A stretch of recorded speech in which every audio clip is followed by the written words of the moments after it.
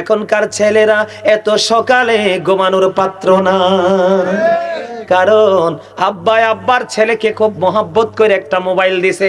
আসলে মোবাইল তো দেয়নি, চিরকালের জন্য বিষ তার সিনায় ঢুকাই দিছে। কথা বলেন না কেন? এই মোবাইল মানুষকে অসুস্থ করে রাখছে। আমার দিকে তাকান বন্ধু, আমি আপনাদেরকে বলে দেই, বাবা যারা হয়েছেন, মা যারা হয়েছেন, এবং যারা কয়দিন পরে বাবা হবেন, বাবা হওয়ার সম্ভাবনা যারা রয়েছেন, আমি তাদেরকে বলতে চাই, every parent should take care their children very carefully. প্রত্যেকটা পিতামাতার উচিত তাদের সন্তানের দায়িত্ব যত্ন সহকারে পালন করা। বন্ধু, কেননা আজকের সমাজ, আজকের যুবক যুবতী নষ্ট শুধু একটা মাত্র কারণ, বাবা মার আশকারার কারণে। কথা কন না কেন? স্যারেরা পর্যন্ত বেদ দিয়ে মারতে পারে না, বাচ্চাকে মামলা করতে যায়। কথা বলেন না কেন? বাবাদের দোষের কোনো শেষ নাই, মাদের দোষের কোনো শেষ নাই। আমি দোষের দিকে যাই না। বন্ধু, অসুস্থ থেকে সুস্থ হতে হলে আপনাকে কি করতে হবে জমিনে, এই বিষয়টা কমপ্লিট করে আমি আলোচনা শেষ করে দিতে চাই। আপনাদের গভীর মনোযোগ আমি বন্ধু কামনা করছি। এখনকার মানুষ বেশিরভাগই অসুস্থ, সেটার কারণ হলো, সর্বপ্রথম সায়েন্টিফিকদের বক্তব্য হলো, জিকা ইজ দা হার্ট মেডিসিন, জিকির হলো হার্টের ওষুধ। সুবহানাল্লাহ বলেন না কেন? জিকির কিসের ওষুধ? আপনার হার্ট যদি ভালো না থাকে, আপনি কখনোই ভালো না। আল্লাহর কোরআন বলতেছে কি, ফাদকুরুনি আযকুরুকুম। আল্লাহ বলেছেন, remember me then I will remember you. তোমরা আমাকে স্মরণ করো, আমি তোমাদেরকে স্মরণ করব। আওয়াজ তোলে কন্যা সুবহানাল্লাহ। তাহলে আপনার প্রথমত আপনি জিকির থেকে দৌড়ে বলে, হুজুর জিকিরটাকে খেয়াল করেন, আমি ফুললি ওয়াজে ঢুকছি। এই যুবক ভাই, তোমাদের মোবাইল কোথায়? আজকে যদি আধুনিক গানের শিল্পী আসতো, মোবাইল একটাও পকেটে থাকতো না। কিন্তু আজকে তোমার পরিপূর্ণ জীবন যেটার মধ্যে আছে, ওইটা তুমি কি নোট করে নিবা না? কারণ আমি ভুল তো বলতে পারি। তোমার প্রিয় কোন হুজুর থাকলে তাকে শোনাবা, গাজী হুজুর বলে গেছে, বল থাকলে ধরিয়ে দেন। ইনশাআল্লাহ আশা করি বন্ধু, এখানে কেউ কলম বসাতে পারবে না। আমি আপনাদেরকে বলে দিতে চাই, বন্ধু, সর্বপ্রথম আপনার অসুস্থতার কারণ, আপনি জিকির থেকে দৌড়ে বলে, হুজুর জিকিরের মানে কি? জিকিরের বাংলা হলো স্মরণ, ইংলিশে এটাকে বলা হয় রিমেম্বার। সুবহানাল্লাহ বলা জিকির, আলহামদুলিল্লাহ বলা জিকির, আল্লাহু আকবার বলা জিকির, লা ইলাহা ইল্লাল্লাহ বলা জিকির। কাউকে ভালো কাজে ডাকা, এটাও জিকির। মন্দ কাজ করতে দেখলে থামিয়ে দেওয়া, ওটাও জিকির। পরিপূর্ণভাবে নামাজ পড়া, এটাও জিকির। বন্ধু, হজে যাও, ওটাও জিকির। আপনারা বলেন, কয়টা মানুষ আজকে এই কাজগুলো করে না? কারণ ওই যে বলেছি, ইসলামের গান থেকে দৌড়ে। এই কারণে বন্ধুরে আমার দিকে তাকান, আমি আপনাদেরকে কি বলে দিতে চাই বন্ধুরে আমার। এরপরে আসেন নামাজের ফাঁকে ফাঁকে, বন্ধু, জিকিরের ফাঁকে ফাঁকে এখনকার মানুষ হাসি কিন্তু একেবারে কমিয়ে ফেলেছে। কথা বলেন না কেন? এখনকার মানুষ আগের যুগের মানুষের মতো হাসি খুশি নয়। বন্ধু, যুবক বন্ধু রে, তোমাদেরকে সিরিয়াসলি বলছি রে, তোমরা আমার ছাত্রের বয়স, আমি তোমাদেরকে বলছি, হৃদয় থেকে তোমরা কান খুলে শোনো। এই কারণে আগের যুগের মানুষের খাবারের তুলনায় এখনকার মানুষের খাবারের স্বাদ নাই। আগের যুগে খাবারের মধ্যে যে স্বাস্থ্যের জন্য উপাদান ছিল, এনার্জি ছিল, সেই তুলনায় একেবারে জিরো টলারেন্সে আমরা একেবারে জিরোতে আছি, ঠিক কিনা বলে? বন্ধুরে আমার, আগের দিনের মায়াস, মানুষ সুস্থতার সাথে লং টাইম বেঁচে থাকতো। এখনকার মানুষ যত দিনে বাঁচে ম্যাক্সিমামই অসুস্থ। কথা বলেন না কেন? আগের যুগের মানুষের হায়াতের তুলনায় এখনকার মানুষের হায়াত একেবারে সীমিত। তার কারণ হলো, অক্ষরে অক্ষরে পুঙ্খানু রূপে মানুষ ইসলামের এগেইনস্টে চলে গেছে বন্ধু। 2 নাম্বার কারণ হলো, মানুষ এখন হাসে না, মানুষ মানুষের সাথে মিশে না। একটা ছেলে বিদেশ গেছে, 2টা ছেলে বিদেশ গেছে, অথবা একটা ছেলে বিসিএস ক্যাডার হয়েছে, অথবা কোনো মেয়েকে ভালো কোনো দেশে একটা জামাই থেকে বিয়ে দিয়েছে, জামাইটা সাপোর্ট দিচ্ছে, কোনো না কোনো কারণে তার মধ্যে অহমিকা চলে এসেছে। সে মানুষের সাথে মিশে না, মানুষের সাথে সে হাসে না, গোমরাহি নিয়ে থাকে। আমার রাসূল বললেন, সুস্থ যদি থাকতে যাও, তাহলে তুমি ফ্রিলি জীবন যাপন করো, মাঝে মাঝে তুমি হাসো। বলে, হুজুর হাসলে কি লাভ হবে? রাসূল বলেছেন, যত তুমি হাসবে ততই তোমার হার্টটা ফ্রি থাকবে। সুবহানাল্লাহ বলেন না?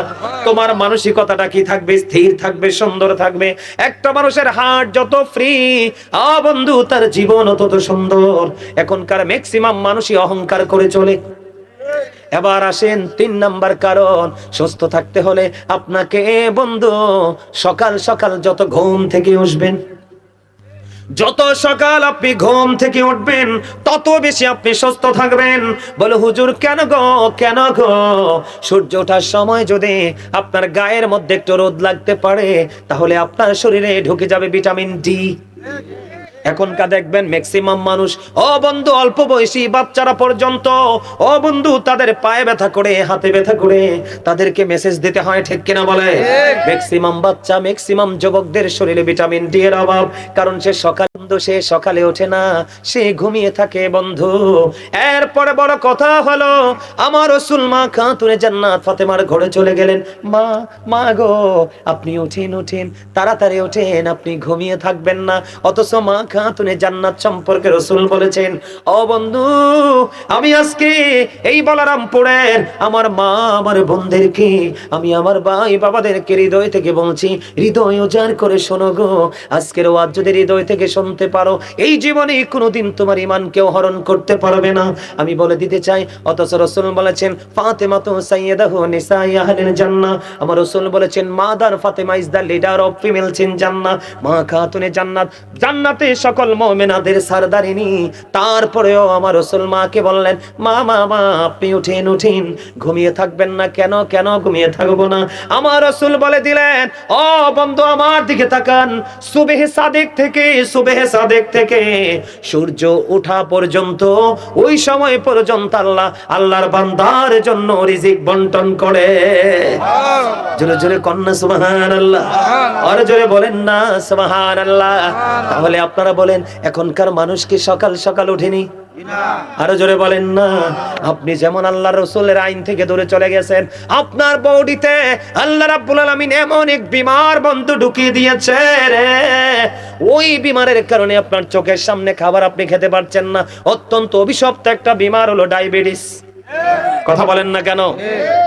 আল্লাহ রাসূল বলেছেন, যত তুমি ইসলাম থেকে দূরে যাবে, ধর্মীয় চর্চা থেকে দূরে চলে যাবে, মানুষকে কন্টিনিউ তুমি ঠকাতে থাকবে, নতুন নতুন গজব আসবে, নতুন নতুন রোগ পৃথিবীতে আসবে, যে রোগের খবর তোমার পূর্বপুরুষরা কোনোদিন শুনে নাই। করোনার কথা কি কেউ শুনেছে? ও বন্ধু এখন একটা বের হয়েছে নিপা ভাইরাস। কি ভাইরাস? দাদু ভাই আপনি বলেন, আপনারা বলেন, এখানে আমার দাদু ভাইরা যারা আছেন, আপনারা কি আপনাদের সন্তানদেরকে খেজুরের রস সকালে না খাওয়াইছেন না? কথা বলেন না কেন? ও বন্ধু, আব্বা, আমার আব্বার কথা বলি। আমার আব্বা যখন শীতের দিন আসতো, প্রায় সময় আমার নানার অনেক খেজুর বাগান ছিল আমাদের বাড়ির পাশেই বন্ধু। আব্বা কি করতেন, নানাও পাঠাতো, আমার আব্বাও প্রায় সময় কাঁচা খেজুরের সেনে আমাদেরকে বলতো, সকাল সকাল খালি পেটে খাও। ইচ্ছে মতো খেয়েছি, প্রাণ খুলে খেয়েছি। তখন তো সেই ভাইরাস ছিল না। ও বন্ধু, তোমার কারণ হলো তোমার এই সুস্বাদু খাবার খেজুরের রস। আমি আপনাদেরকে বলে দেই, খেজুর গাছের জন্ম কোত্থেকে, খেজুর গাছের উৎপত্তি কোথায়? ও বন্ধু, আদম ও সফিউল্লাহকে যখন আল্লাহ মাটি দিয়ে বানালেন, কি দিয়া? পোড়া মাটির মতো শুকনো মাটি দিয়ে বানালেন। আদম আলাইহিস সালামকে মাটি দিয়ে বানানোর পরে আদমের বডিটাকে সাইজ করতে হয় কিনা? যে কোনো কিছু সাইজ করে কিনা? আল্লাহ রাব্বুল আলামিন আদম আলাইহিস সালামের বডিটাকে সাইজ করলেন। সাইজ করতে গিয়ে ওই যে আপনার মাটিগুলো, যেই ঝরা ঝরা মাটিগুলো পড়েছে, ও বন্ধু এই মাটিগুলো পৃথিবীর যেই জায়গায় পড়েছে, ওই জায়গায় কিয়ামতের আগ পর্যন্ত খেজুর গাছ তৈরি হবে। এই জন্য খেজুর অত্যন্ত সুস্বাদু এবং স্বাস্থ্যের উপাদানজনক খাবার। খেজুরের রস অত্যন্ত সুস্বাদু, দেখবেন কোন রসের সাথে যায় না এটা। এটা কাঁচাও স্বাদ, শুকাইলে তো আরো স্বাদ, জাল দিলে তো আরো স্বাদ, ঠিক কিনা বলেন?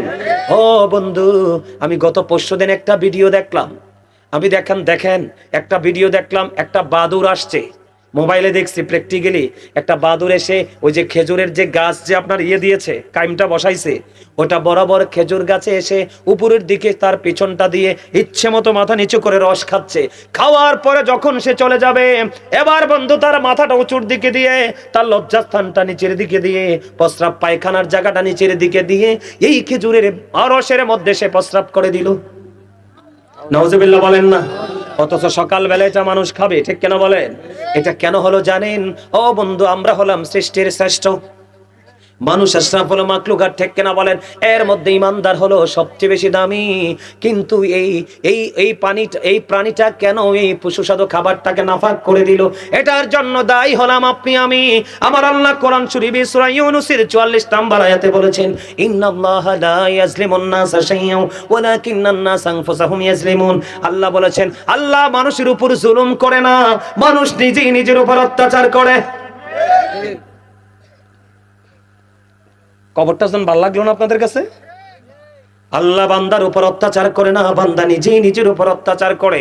এবার আল্লাহ বলতেছেন, আল্লাহু লা ইউহিব্বুজ জালিমিন, যারা অত্যাচারী আমার আল্লাহ অত্যাচারীকে পছন্দ করে না। জোরে জোরে কন্না নাউজুবিল্লাহ। কে করে না? হ্যাঁ বন্ধু, এই জন্য আমি আপনাদেরকে বলে দিতে চাই আপনি কি করতে হবে।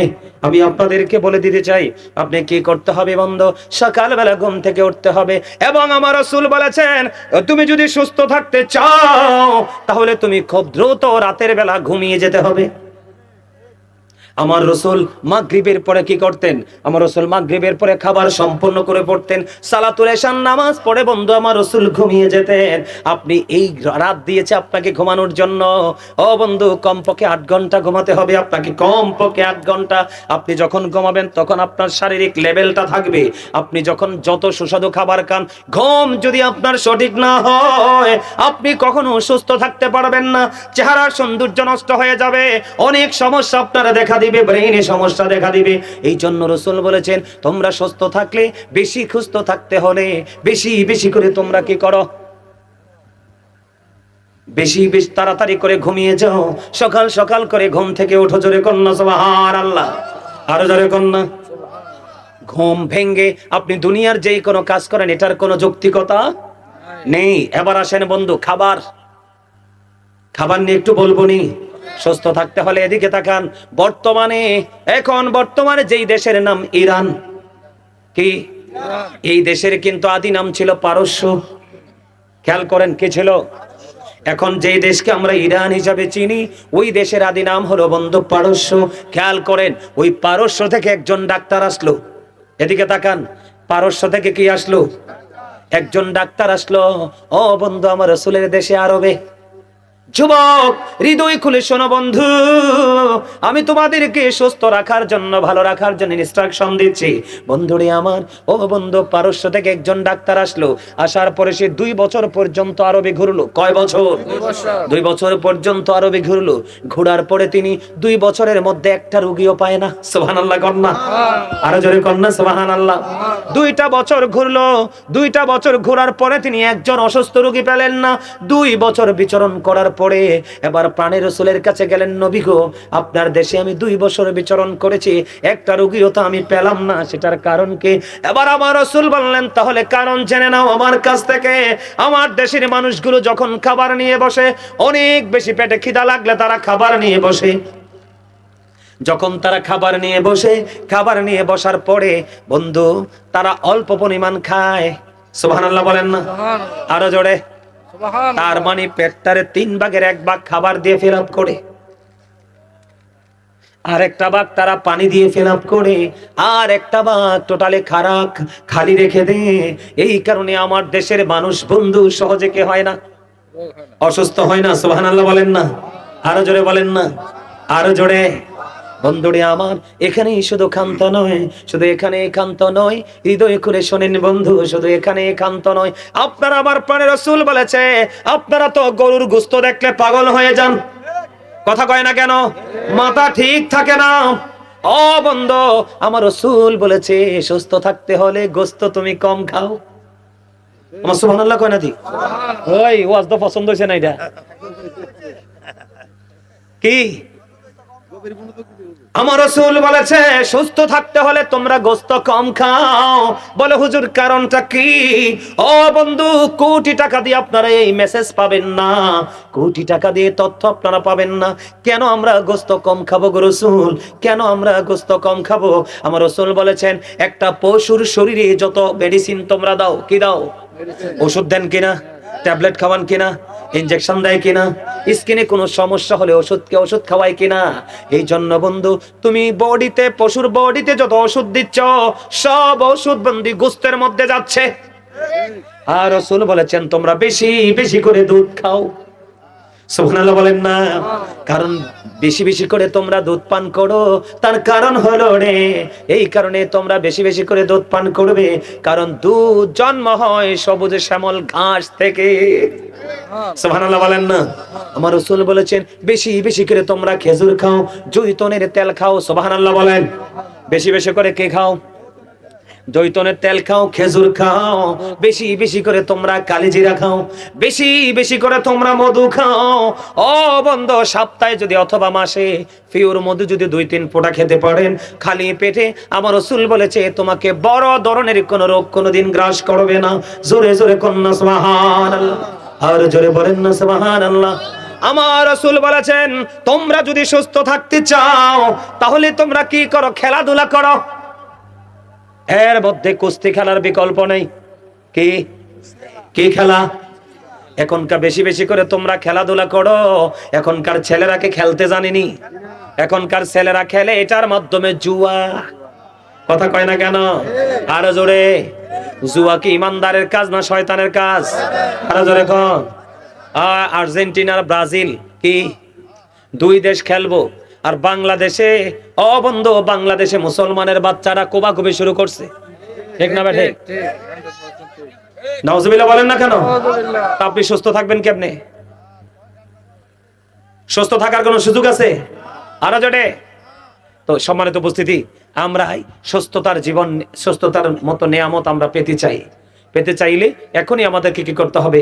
আল্লাহ আল্লাহ রাসূলের প্রেমে সাঁতার দিতে হবে। ঠিক কিনা বলেন? 5 ওয়াক্ত নামাজ পড়বেন। কে করবেন? 5 ওয়াক্ত নামাজ পড়বেন। আর যুবকদেরকে বলি জিন্স প্যান্ট পরা আজকে থেকে ছেড়ে দিবেন, কারণ এই জিন্স প্যান্টকে আপনি কোনোভাবে বৈধ করতে পারবেন না। কোরআন থেকে প্রমাণ।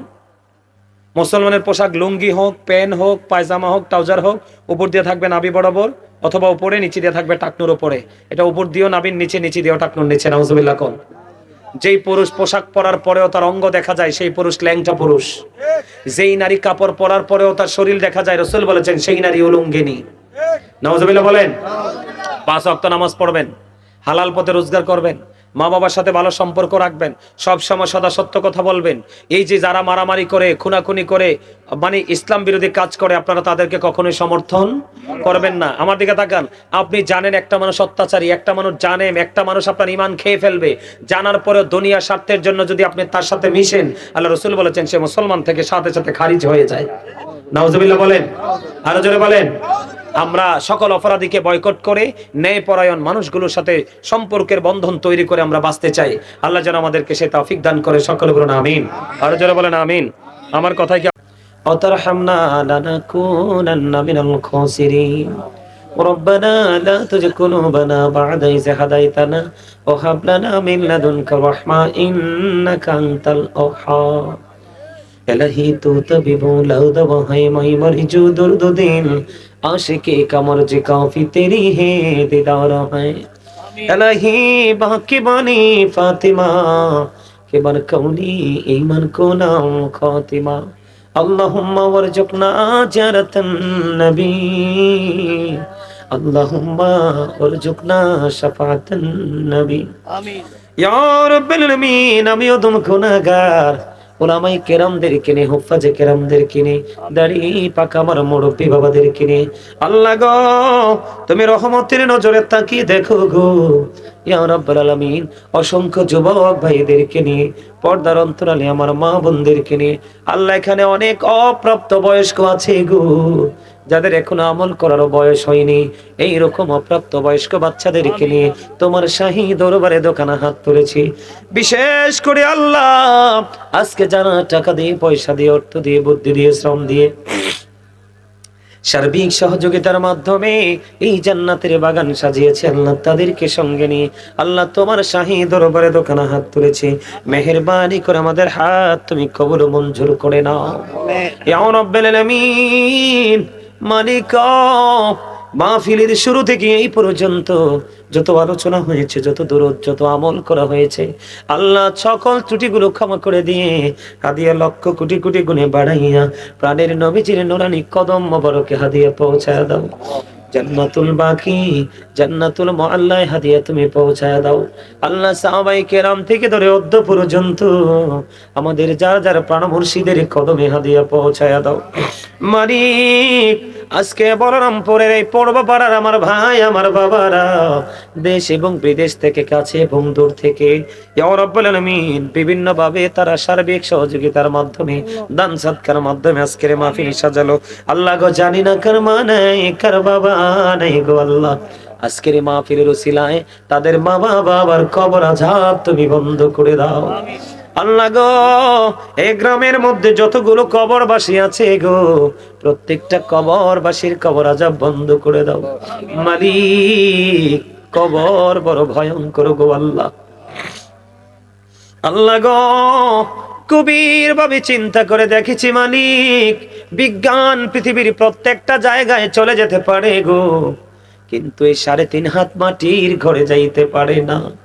এতে বোঝা যায় গো এই ঘর বড় ভয়ঙ্কর এবং রহস্যময় মালিক। এই কবরের মধ্যে আমাদের আপন স্বজন যারা চলে গেছে গো আল্লাহ প্রত্যেকের কবর আযাব তুমি বন্ধ করে দাও। আল্লাহ গো আজকেও লন্ডন থেকে দোয়া চেয়েছে আল্লাহ, লন্ডন থেকে আমেরিকা থেকে ইতালি থেকে দোয়া চেয়েছে আল্লাহ, বাংলাদেশের বিভিন্ন জেলা থেকে দোয়া চেয়েছে। প্রতিদিন কত ভাই বাবারা মা বোনেরা দেশ থেকে বিদেশ থেকে দোয়ার প্রার্থী হয়ে গো, তাদের সবাইকে তুমি কবুল ও মঞ্জুর করে নাও। সকলের জীবনের গুনাহ মাফ করে দাও, আয়াতের মধ্যে তুমি বরকত দিয়ে দাও মালিক। আল্লাহ গো আজকে যত আলোচনা করেছি আল্লাহ, আল্লাহ ঈমান এবং আমলের আলোচনা করেছি, দুনিয়া আখিরাতে সুস্থ থাকার জন্য যতটুকু সম্ভব আল্লাহ তাদেরকে ধারণা দিয়েছি আল্লাহ, আমরা সকলে যেন এটার উপর আমল করে বাঁচতে পারি তৌফিক দাও আল্লাহ গো। আল্লাহ এখানে যারা অসুস্থ তুমি সুস্থতা দান করে দাও, অভাবে যারা আছে অভাব তুমি দূর করে দাও, ঋণী যারা আছে ঋণ মুক্তর তৌফিক দাও আল্লাহ। ম্যাক্সিমাম এখানে যুবক আল্লাহ তাদের জন্য হৃদয় থেকে দোয়া করে যাই আল্লাহ গো, তারা যেন ঈমান এবং আমল নিয়ে বাঁচতে পারে সে তৌফিক তুমি দান করে দাও আল্লাহ। এই গ্রামের যুবকগুলো যেন আল্লাহ মোবাইল নামক অভিশপ্ত বিষাক্ত জিনিস থেকে যেন বাঁচতে পারে সেই তৌফিক তুমি দান করে দাও আল্লাহ। তারা শুধু প্রয়োজনে ইউজ করবে এমন মানসিকতা তৈরি করে দাও আল্লাহ গো। এই মোবাইল নামক বিষাক্ত বস্তু আমাদের ঈমানদারকে ধ্বংস করে দিয়েছে এবং ঘর এবং বাহির নারী এবং পুরুষ সবাইকে চিরধ্বংস করার জন্য তার প্রান্তে নিয়ে গেছে আল্লাহ গো। আমরা যেন কোরআন হাদিসকে ফলো করতে পারে, আলেমদের সাথে প্রেমের ডুরি লাগাইয়া জীবনকে পরিচালনা করতে পারে সে তৌফিক তুমি দান করে দিও আল্লাহ। যুবকরা যারা পড়াশোনা করছে তুমি জ্ঞান শক্তি বাড়াইয়া দাও আল্লাহ, যারা বিদেশ যেতে চায় যাওয়ার ব্যবস্থা করে দাও এবং যারা বিদেশে আছে মালিক আল্লাহ তাদের সবাইকে তোমার কুদরতে তুলে দিলাম, জামিন তুমি আল্লাহ নিজে হয়ে যাও আল্লাহ গো। যারা চাকরির প্রত্যাশা করেছে ব্যবস্থা করে দাও ও মালিক। অনেক বাবা মা অনেক বড় বিপদে আছে, ঘরে উপযুক্ত মেয়ে আছে বিয়ে দিতে পারে না গো আল্লাহ, যোগ্য এবং দক্ষ পাত্রের হাতে যেন মেয়েটাকে তুলে দিতে পারে সেই তৌফিক দান করে দাও আল্লাহ গো। এই সমাজের মধ্যে জিনা ব্যভিচার সমকামিতা বেড়ে চলেছে, এটার জন্য আমি দায়ী করতে চাই বাবা মাকে। অনেক বাবা মা আছে সন্তান সব দিকে পরিপূর্ণ থাকার পরেও বিয়ে দেয় না আল্লাহ গো, সেই যৌন চাহিদা মেটানোর জন্য পাগল হয়ে যায় আল্লাহ। বাবা মার মনের গুরি শুভ বুদ্ধির উদয় তুমি করে দাও, উপযুক্ত হলে ছেলেদেরকেও যেন বিয়ে দিতে পারে আল্লাহ। আল্লাহ ঘরে ঘরে যেন নামাজি সন্তান তৈরি হয়, বাবা মা গুলো যেন সচেতন হয়ে যায় আল্লাহ গো। আজকে 30তম মাহফিল সম্পূর্ণ করে ফেললাম, আমার কাছে মনে হয় তারা ম্যাক্সিমাম লোকই অনেক গান থেকে পিছিয়ে পড়ে আছে আল্লাহ। ইয়া রাব্বুল আলামিন এই গানগুলো ধরে রেখে পথ চলার তৌফিক তুমি দান করে দাও আল্লাহ। গ্রামের প্রত্যেকটা ঘরে ঘরে তুমি রহমত বর্ষণ করে দাও ইয়া রাব্বুল আলামিন। মেহেরবানি করে গোটা পৃথিবীর মুসলমানকে তুমি কবুল করে নাও, যারা কবরে চলে গেছে প্রত্যেকের কবর আযাব বন্ধ করে দাও আল্লাহ গো। আজকে আসার সময় আমার একজন প্রিয়জন আল্লাহ ইয়া রাব্বুল আলামিন ফোন দিয়ে বলেছে আমার পছন্দের কিছু গ্রহণ করার জন্য আল্লাহ। পছন্দের কিছু গ্রহণ করা তো বড় নয়, সে অনেক দূর থেকে ফোন দিয়েছে আল্লাহ। তার হৃদয়ে ভরা ভালোবাসা শুধু তুমি এবং তোমার হাবিবের জন্য আমাকে ভালোবাসে গো আল্লাহ। এমন ভালোবাসার মানুষ আল্লাহ যেখানে অবস্থান করতেছে সবাইকে তোমার কুদরতে হাতে তুলে দিলাম, জামিন তুমি আল্লাহ নিজে হয়ে যাও আল্লাহ পথ যেন চলতে পারে আল্লাহর রাসূল তোমার প্রেমে, আল্লাহ রং লাগিয়ে যেন চলতে পারে সে তৌফিক তুমি দান করে দাও আল্লাহ। বিশেষ করে আজকের মাহফিলের আয়োজন যারা করেছে আল্লাহ, এবং আমি যার ঘরে বসে বসে বিশ্রাম করেছি, আরাম করেছি আল্লাহ, আমাকে যারা ভালোবেসে দাওয়াত দিয়েছে এমনি করে করে আল্লাহ শারীরিক মানসিক আর্থিক সার্বিকভাবে সহযোগিতা করে 30তম মাহফিল সম্পূর্ণ করলো আল্লাহ, এলাকাকে আজকে রওনক করে দিল ইয়া রাব্বুল আলামিন। আল্লাহ গো, এই তাদেরকে তুমি কবুল মঞ্জুর করে নাও, তাদের সবাইকে তোমার কুদরতে তুলে দিলাম, তাদের জামিন তুমি আল্লাহ নিজে হয়ে যাও মেহেরবানি করে ইয়া রাব্বুল আলামিন। এই মাহফিলটা কিয়ামত পর্যন্ত তুমি দায়ম কায়েম করে দাও আল্লাহ, মেহেরবানি করে ইয়া রাব্বুল আলামিন। আল্লাহ ইয়া পাক পরওয়ারদিগার মানিক, কত মানুষ হাত তুলেছে গো আল্লাহ, জানি না কে জানি তোমার মাহবুব বান্দা, তোমার মাহবুব বান্দার ওসিলা আজকের মাহফিলটাকে তুমি কবুল করে নিয়ে সকলকে তুমি নিষ্পাপ বানাইয়া বাড়ি পৌঁছে দাও।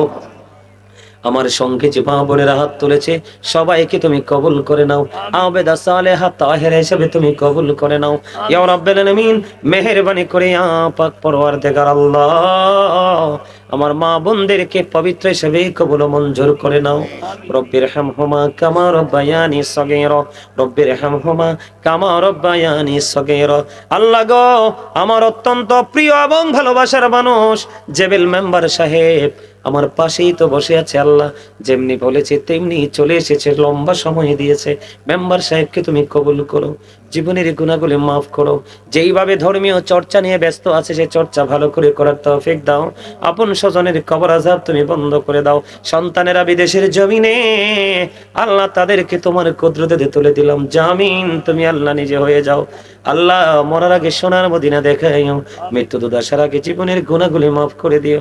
যেদিন আখিরি বিছানায় শুইব, মৃত্যু দূত আমাদের সামনে এসে হাজির হবে, ওই কঠিন বিপদের দিনে প্রাণের নবীজির নুরানি চেহারা মোবারক দেখাইয়া আমাদের প্রত্যেকের জবানে ও কলবে জারি করে দিও মধুর কালিমাটুকু লা ইলাহা ইল্লাল্লাহু মুহাম্মাদুর রাসূলুল্লাহ।